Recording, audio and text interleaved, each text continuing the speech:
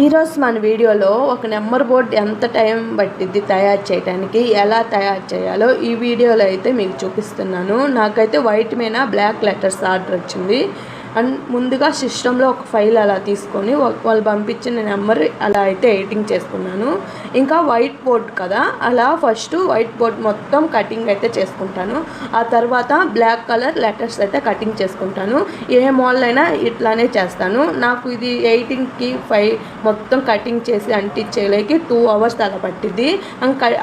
Cutting చేసిన తర్వాత ఇంకా వైట్ బోర్డ్ మీద బ్లాక్ లెటర్స్ మొత్తం కటింగ్ అంతా అయిపోయింది. ఇంకా ఇట్లా నేనైతే ఈ అనాబాండ్ అయితే వాడతాను. ఇది వచ్చి బ్లాక్ బోర్డ్ మీద వైట్ లెటర్స్.